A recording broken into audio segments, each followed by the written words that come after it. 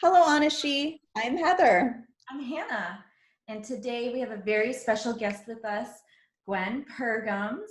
We're very excited to have her with us.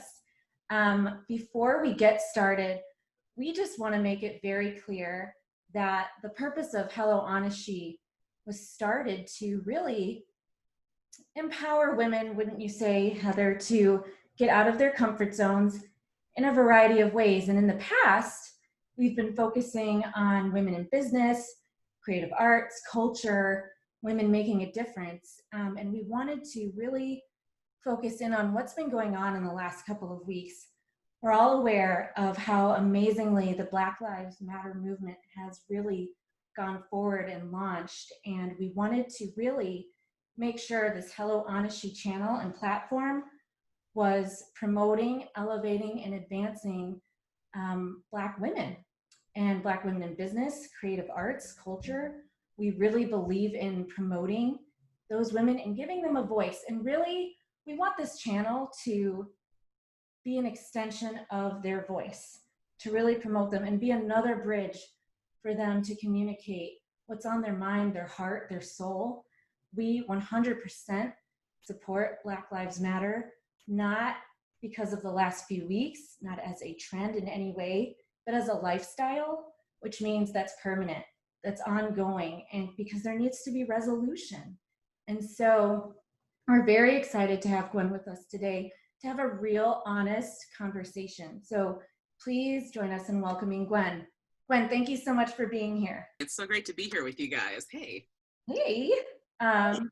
So we're really thankful that you're here, and we're really excited for our viewers to understand the real truth and have a real honest conversation with you about what's going on. So we're going to get right to it.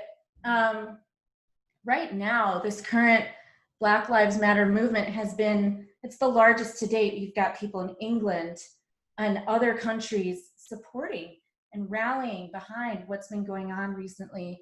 So how does that affect you as a Black woman, your livelihood, your family, and what do you think white people need to know, or really more importantly, do to be effective allies in the long term? Absolutely. This is something that I've talked about a lot with my husband. On my side, I'm so thrilled to see this movement getting traction, to see celebrities, people internationally supporting. It's really, really good to see that there's awareness to this issue. I think what's important for me to acknowledge is that this isn't necessarily this is not a new movement. This is not something that just started happening. This is something that has been the culmination of literally hundreds of years of oppression. And there's so much history, both in America and internationally, that I think maybe isn't something that's readily accessible to everyone. So for me, I'm so thrilled to see people pushing out of their comfort zones, pushing into something that maybe they don't relate to directly, and kind of giving themselves time to educate and to realize hey, I want to not just know myself, but I want to know my neighbors. I want to know my coworkers, these other Americans, these other people that I live with and build jobs and business with. So for me, it's been absolutely fantastic. I'm also really lucky. I work in a therapy office, so we're surrounded by people who are pretty emotionally aware and pretty compassionate, and want to give a shout out to Urban Wellness because they've been incredible. They've been incredible about sharing resources. We have a Google meeting group at work that is doing a book club on Black and minority owned authors. We're doing different resource sharing groups, such as how to communicate with family members, with children, with coworkers, on how to talk about racism and how to talk about this movement and what's happening in America and the rest of the world. So it's been a really, really awesome kind of empowering last 3 weeks for me. Racism is something that it's every day. It's every day. And one of my strongest childhood memories, I was 5 in elementary school. It had been the first week that I started in school. And I remember, this is classic 90s kids, not at all safe to today's standards, but a nice wooden house, right? And there were a bunch of girls playing in it. And I went in and asked if I could play and climb with them. And they said, no, you can't join this club. And I asked, why not? And they said, because you're Black. Like 5 years old, you know? And that's a learned behavior, right? That's like parroted off something that someone else is saying. And I remember it was after school, and like my mom came to pick me up, and I'm crying, and you know, it's like, what's wrong? And I'm like, I'm Black, so I can't play with them. And so if you think about like formative childhood memories, like that's not something that any kid should have to experience. And that's something that, even if the sentiment wasn't necessarily behind it for this 5-year-old who maybe didn't know what they were saying, that's still something that impacted me personally, and something that I had to take on for like the rest of my life growing up. There have been other things. I've worked in a lot of industries. I've had kind of a weird job path, but I've worked in other industries where I was working more closely with like manufacturing, and I would actively avoid putting my photo up in my Gmail.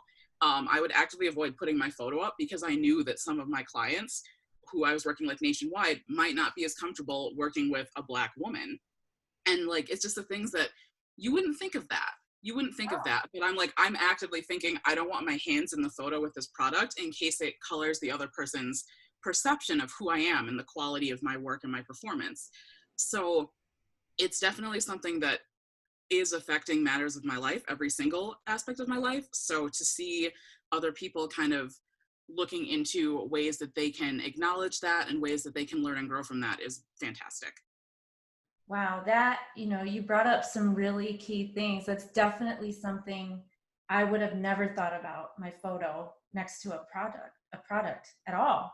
Heather, I'm sure probably the same for you. Wow. And you're right. I didn't think about, you know, I'll post my photo wherever, and it's just natural to do that. So to have to think about that and how it would reflect on your representation of your company, and how your customer might look at that company and look at you, that's so disappointing to hear, but it's reality. And I'm glad that you're willing to speak about that, because as women in business ourselves, you know, we're privileged enough to not have to think about that. And people need to know. They need to know exactly that.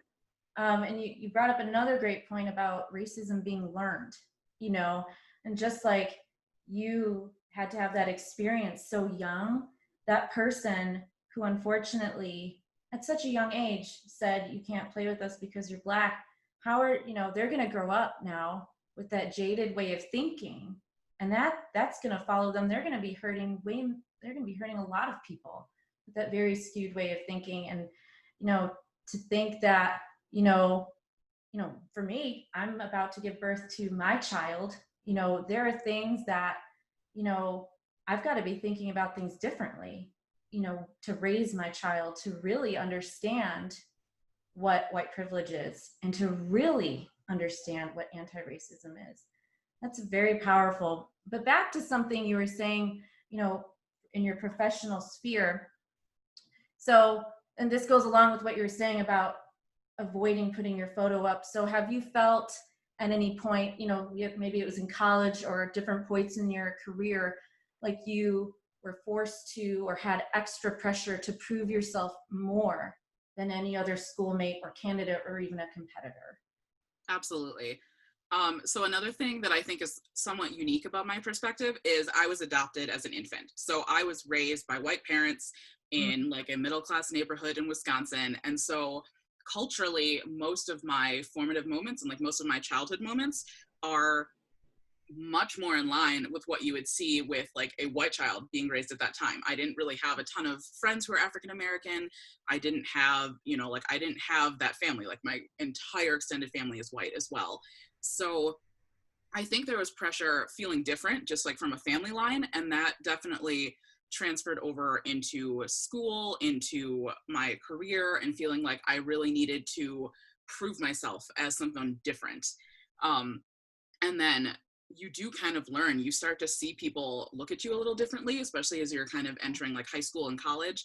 And so I think you're pushing against stereotypes, right? Like, oh, like Black people are unprofessional, or they're lazy, or like Black women are loud and angry. So like, why would I want them in my workplace? So then you have to kind of over present as very formal, as very educated, as very driven. And even though these are true characteristics, these are things that I need to make sure, like a very heightened awareness, I need to make sure that as I enter an interview, as I enter a workplace, that I am completely visibly professional, right? And even something like my hair right now, like I had it in braids a week ago, they came out. And like, even just like the thought of like, oh, like, you know, like my fringe, like think of like just pulling out your hair for a side part. Whereas some people might be like, oh, like that hair looks unkempt, right? So there's just like different perspectives that you don't know. Like you hope that everyone's moving forward. You hope that there isn't that racism. You hope that there isn't that stereotype, but you also have to be prepared at all moments, just in case that's something that you're going to encounter. Wow, that hypervigilance, that's a lot. That's got to affect you mentally and emotionally. Yeah, it's really draining. It's definitely really draining. And it's something that you start doing it at a really young age, so you kind of just internalize it. And so you're like, yep, like I got to assume, like I have my phone voice. My friends and my family make fun of me all the time because I have my like, thank you for calling. And I immediately kind of switch into like a higher pitched and like overly pleasant. Sure. And that might be something that a lot of people do. But for me, I think some of it is driven as part of like, I need to make sure that I sound professional, that I look professional. And so it's something that I've internalized, but it is also draining and it's really tiring. And I think that a lot of that is being carried just by people of color and minorities right now. And so that's something I think that if white people can start to acknowledge that there is a privilege and a bias, that at least their awareness of it, even if it's a slower change or a slower transition, that awareness takes some of that weight off me, takes some weight off of Black people, and kind of gives the opportunity to say, we're all on the same page. We acknowledge that there's an issue here. And so as much as I shouldn't have to present this front, also it should be acknowledged like, hey, like I might be prejudiced and I need to be more aware of that when hiring people, when talking to people, when interviewing, stuff like that. So. I absolutely agree. And I don't think that the corporate world really understands that yet. I think they are going to. Unfortunately, I think it's going to take them a bit, because who are we talking about? Who has set these standards? You know, white male corporate America, you know, based on whatever their beliefs were way back, you know. So absolutely, they've got to recognize that and start to make some change for that. And that's something that, again, I don't think many people are thinking about, that they really need to be aware of and really cognizant and conscious of. So kind of along that point of ignorance, how have you been faced with ignorance? And if you feel comfortable, can you share some of those experiences with us? Yeah, absolutely. So I think one of the, like, so like that kindergarten experience was so strong for me. Yeah. Another one that happened, it was after I graduated high school, was going to college, super excited, and I'm at a family party. And my mom's the oldest of 7 kids, so there's a lot of family, a lot of people. And it was an extended family party. And the mother of one of my uncles came up to me and said, you know, when Jane, who's my mother, she said, you know, when Jane said that she was adopting a Black baby, I didn't think you'd amount to anything, but I'm impressed to see that you are graduating high school and making something of yourself. And she said that as a compliment. She said that as like, you've overcome essentially the stigma of your race, but not just the stigma, like you've overcome the inherent deficiencies, right? Like, so like essentially you were a Black child, and as an infant, I expected you to fail. I expected you to not have abilities, to not have talent. But you've overcome this like perceived prejudice, right? This perceived stereotype. And she said that as a compliment, 100%, patted me on the cheek and then walked away. And, you know, I was only 17, almost 18 at the time. And I just kind of took it and I just processed it as like, well, that was weird and racist and bad. And then I just moved away and I just, you know, like, okay, just kind of let it go. So it's those little moments. It's things like that.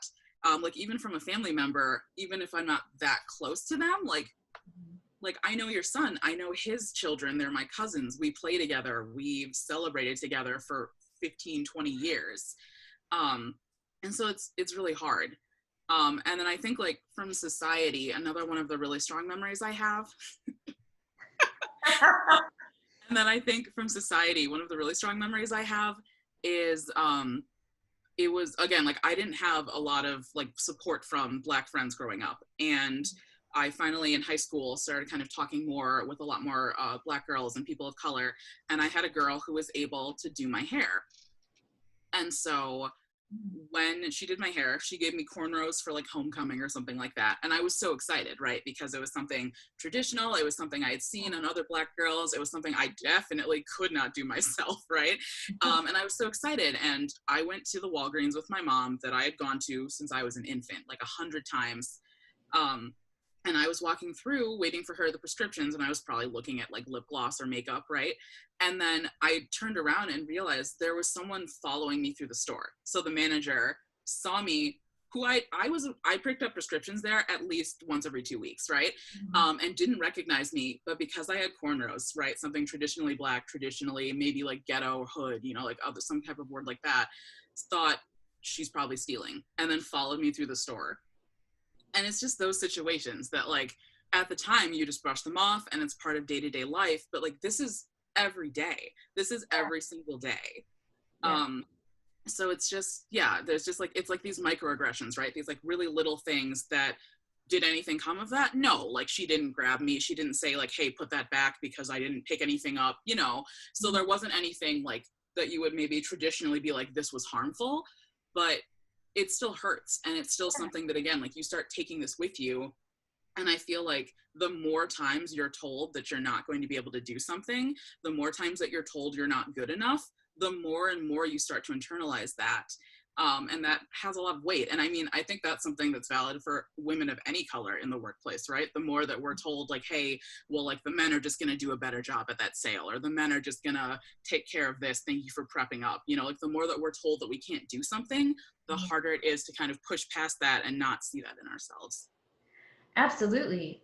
You brought up an amazing point there, you know, and that internalization of that negativity. How do you get past that? You know, like how have you gotten past that?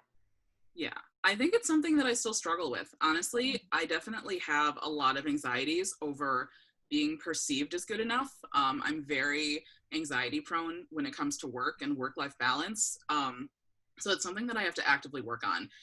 I've been doing therapy, and I try to do like meditation and positive affirmations in the morning, but it really is something that I'm very concerned that I'm going to be judged as not performing enough, as not good enough in work, in friendships, in relationships.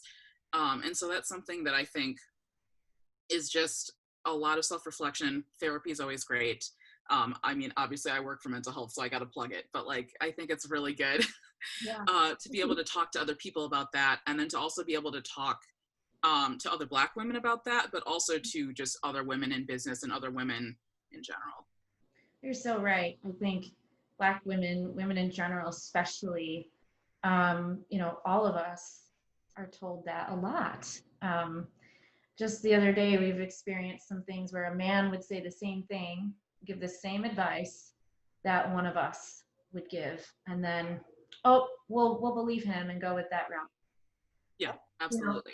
You know? And it's just, yeah, it's very frustrating, but I can't imagine it on the scale that you're experiencing it too. Right. Like that's horrible. Yeah.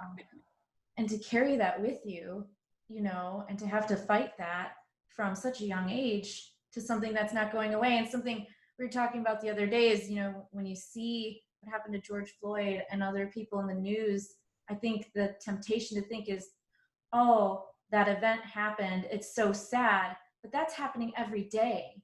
Exactly. You know, across the country, across the world. That's one person who made it in the news, but how many others is that happening to? You know, just because they're Black, you know, that's it. Exactly. So that it's horrible. So kind of switching gears a little bit, there have been a lot of terms thrown out these last few weeks, anti-racism and privilege specifically. So what is anti-racism versus privilege? Is there a difference, and what are those differences? Yeah, absolutely. So privilege is something that by the basis of your skin tone, by your gender, by your economic position, for example. Those are benefits that you get from society. And I think there's I think the big confusion is that people think that if you acknowledge privilege, that that's the same as not being anti-racist, right? So like privilege, for example, you walking into that Walgreens at the same time as me in my cornrows, you probably would not get followed by the manager, whereas I did in that situation. Or for example, like my mom was walking around with me and she did not get followed by the manager. It was just for me. So that's an example of privilege, right? Or maybe it can be something as little as that, or it can be things like being accepted for a job, being approved for a home loan, right? Things that you need to build a life in society. And so in the current American system, inherently, white people have more privilege than Black Americans. Like white Americans have more privilege than Black Americans. And that is being shown in the basis of who's owning homes, who can get better loans, who are not being gunned down by police officers right now. And it's something where it's great to acknowledge that, and that's 100% the first step.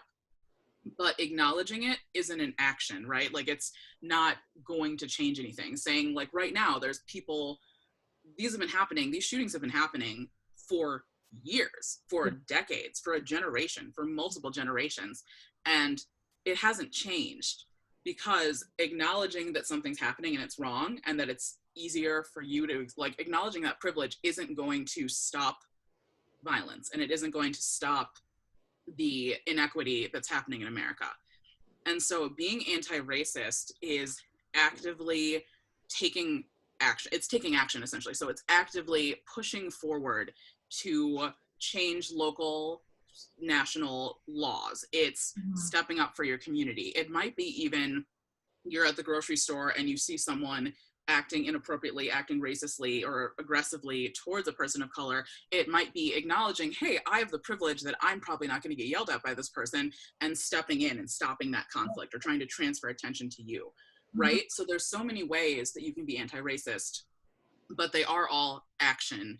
And so there's that separation from acknowledging privilege and saying, hey, yes, I'm very lucky to have this, and taking that acknowledgement and taking that understanding and then transferring it into energy that's actively going to help Black Americans and help your community.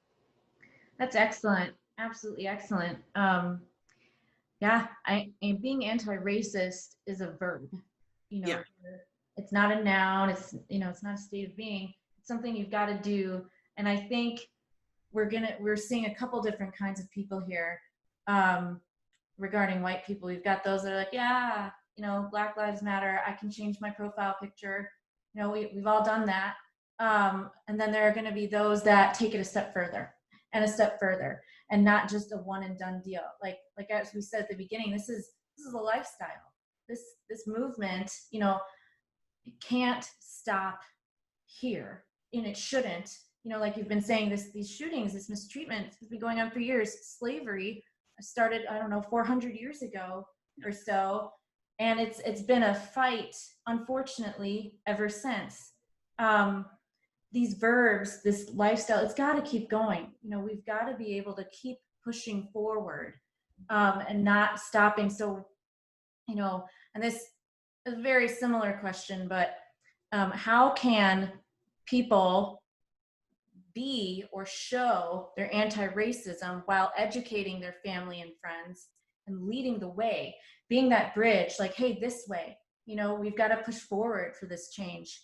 How can they do that for others and for Black women in business in general? Absolutely. So like I was saying, acknowledging privilege is a great first step, and it is a first step of many, many, many. So having so many hundreds of thousands of people coming out and building these protests is fantastic. And if you look at the past couple of weeks, you've got cities like Minneapolis considering investing more in social programs. So it's supporting mental health. It's supporting school systems in less affluent neighborhoods. It's actively voting and campaigning and working to get politicians in office who actually are dedicated to Black lives and to equality in America. So it's having those tough conversations, right? No one wants to, I think there's a really strong kind of thought of like, well, like, you know, like they're older, like they were raised in a different time, right? Like you kind of hear that rhetoric of like, oh, well, like it was different times and like they're older now, but these people are still voting. And these people, you know, like think of the respect that you have for your grandparents, for your aunts and uncles. These people carry that weight and that respect in their communities. And so I think it's really important to remember they love you and they're going to listen to you a lot more than they're going to listen to any person in the media, any person in the news. They're going to listen to you a lot more than they're going to listen to an article in the New York Times. So I think it's really important to have uncomfortable conversations and say, hey, this is something that might not be affecting me personally, but it's affecting my friend. It's affecting my coworker. And so not just acknowledging your own privilege, but acknowledging it in other people and helping people understand like, hey, this is something, and also like, it's not inherently a bad thing. Like, it's okay. Like there's kind of like an issue of like, well, like, should we feel guilty about this? Like right now, that's the way it is. And like, I didn't have to be born Black, you didn't have to be born white, but acknowledge that in this situation, this is an advantage that you have. So you can take that advantage and use it. For example, you were talking about Black women in the workplace. Maybe if you see a supervisor or a boss who's like constantly putting them down, or you see unfair behavior, stepping up and saying, hey, this isn't okay. If you are working in payroll and you see that there's a significant wage gap, calling them out and saying, hey, like this is unacceptable. We do the same job. They're getting paid less. Like, talk to that person, talk to the Black person, talk to everyone, bring these issues forward and have open communication about it. And like talk to family members who may say things not necessarily out of malice, but out of a lack of that education. Other ways, 100%, there are so many incredible Black authors, Black movie filmmakers. There are so many resources, just, you know, like quick web scrolling that are available. Right now, there's libraries all across the country that are giving out free downloads of virtual and audiobooks, talking about police brutality in America, talking about the history of racism, talking about Black movements. And so taking that first step to educate yourself and start to learn and start to process, and then sharing that with other people around you. So I think that's so important. You can do that in the workplace, you can do that with family, you can do that in local communities, you can do it with your kids. There are so many wonderful books that are even written like at a children's level about equality, about Black people. And like I can provide some resources as well for you guys, but like there's just so many beautiful opportunities to learn and to grow as people. And if we can grow as people individually, we can then help our communities grow, and then we can push forward movements like this. So I want to acknowledge right now for white allies, like I acknowledge that this is exhausting. I acknowledge that right now it's like Instagram and Facebook and social media is like kind of inundated, right? So it's like it's information overload and you're seeing all of these things. And remember this feeling. Remember how drained you are right now after marching for 2 weeks. Remember how drained you are after trying to fundraise, trying to share things on social media, because this is the pressure that Black people are facing every single day. So I don't get to take this face off. I don't get to take, well, makeup wise, yes, but like I don't get to take this skin off, right? At the end of the day. So every single aspect of my life, my work, my travel, going to the grocery store, driving a car, buying a house with my husband, having children, the hospital, every single aspect of my life is being pushed up against this pain and this threat of violence and this threat of danger and this prejudice and stereotyping of not being good enough. So remember how tired you are right now and think about living that every single day and not being able to turn it off. Wow. So that's what I really hope people kind of take away from like the building of the Black Lives Matter movement right now, is that this is a marathon, not a sprint, but it's a marathon that we've been running for 400 years. And so the more people we can get going now, the better it is. And the more change we're going to be able to make, so that hopefully this marathon can end in the near future. So, wow, beautifully said. Like that. For being your truest self with us. I mean, couldn't have asked for a better person to come on. No, Thank you, Hannah, for introducing me. Yeah, it's so good to see your faces. This has been a weird year. I feel like 2020 it's like garbage. Yeah. I know, right? It's like write the whole year off, right? Like, okay, Yeah. well, we'll try again. Murder hornets, you know, all of that. You know, I'm like, what's next? But no, thank you so much, seriously, for sharing that truth with everyone, because we need to hear it. And it needs to be spread. Like you said, this is a marathon, it's a lifestyle. This is not going away. And we need to wake up, and we need to stand up and start running and getting in gear to relieve those who have been running for 400 plus years, like you said. So thank you so much. Yeah. Yeah, make sure we'll share all of the information that we get from Gwen down below for all of you, so that you can be well informed too. And feel free to ask us questions. We'll be happy to you know, tell you what we've learned. But Gwen, where can everyone find you? Yeah, absolutely. So Get I'm on Instagram as HRH Guinevere, Her Royal Highness, right? So I've been sharing information, I've been sharing resources, I've been sharing like screenshots on how to communicate with relatives, how to kind of confront people when they say racist things. So you can check me out there. That's probably the best place to get a lot of my resources. I also want to plug following urbanwellnesscounseling.com. So they are an actively anti-racist mental therapy office in Chicago. And so they have been sharing a ton of resources, a ton of meditations. There's resources about food pantries and donating to Chicago. So there's so many good places. Instagram, it has been awesome. If you follow me, I can point you in the direction of a lot of really, really cool people that are working, just like Hannah and Heather said, to change this Black Lives Matters movement into a lifestyle. So yeah, absolutely. Thank you so much. And thank you so much to everyone for watching.